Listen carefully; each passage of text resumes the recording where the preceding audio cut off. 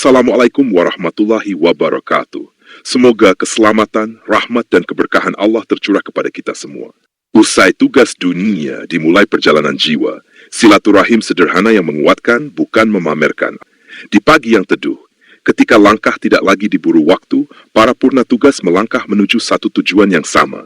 Bukan sekadar tempat, melainkan perjumpaan hati. Rumah Ibu Endah menjadi saksi bahwa ikatan yang dahulu terjalin dalam tugas kini berlanjut dalam keikhlasan.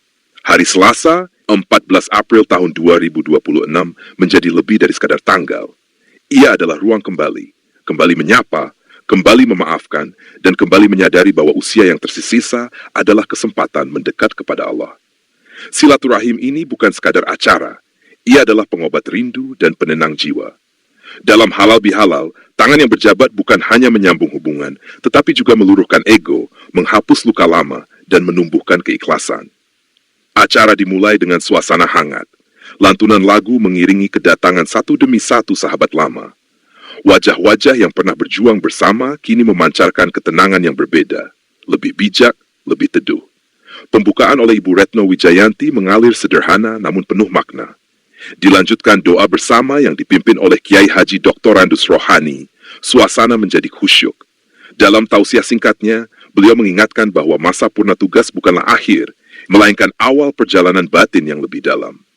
Kini saatnya memperkuat sholat 5 waktu, menambah dengan tahajud di sepertiga malam, serta duha di pagi hari. Al-Quran yang dahulu dibaca di sela kesibukan, kini bisa menjadi sahabat utama setiap hari. Tidak lagi tergesa, tetapi dinikmati dengan penuh kesadaran.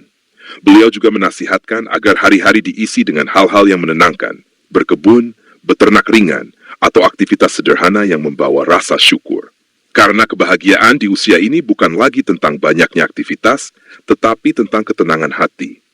Sambutan dari Ibu Endah terasa hangat dan tulus.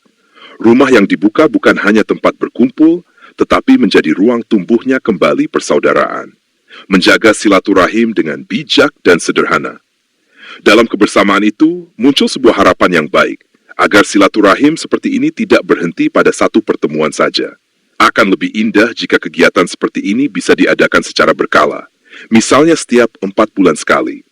Tidak harus selalu di rumah salah satu anggota, bisa juga di tempat yang lebih netral dan sederhana. Yang terpenting bukan tempatnya, tetapi pertemuannya. Bukan kemewahannya, tetapi kebersamaannya. Perlu dijaga agar kegiatan ini tidak sampai merepotkan yang ketempatan. Jangan sampai menjadi beban, apalagi tanpa sengaja berubah menjadi ajang menunjukkan kelebihan. Silaturahim akan lebih bermakna jika dikemas dengan kesederhanaan. Hidangan pun tidak perlu berlebihan. Cukup sederhana, secukupnya saja. Mengingat usia yang telah melewati 60 tahun, justru kesederhanaan itulah yang lebih menenangkan, lebih sehat, dan lebih membawa keberkahan.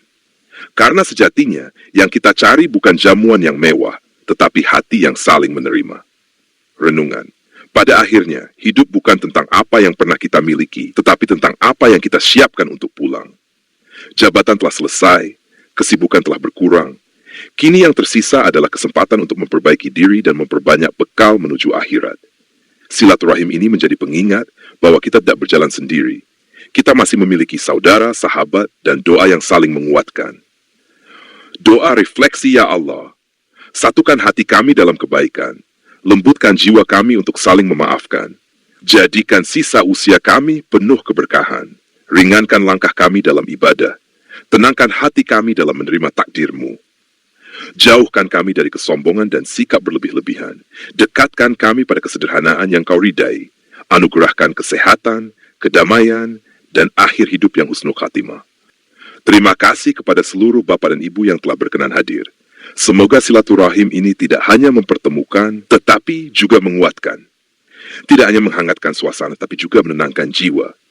Mari kita jaga kebersamaan ini dengan sederhana, tulus, dan penuh makna. Matur nuwun. Jika video ini menyentuh hati Anda, jangan berhenti di perasaan. Lanjutkan dengan tindakan. Tekan like sebagai tanda dukungan. Tuliskan refleksi Anda di kolom komentar.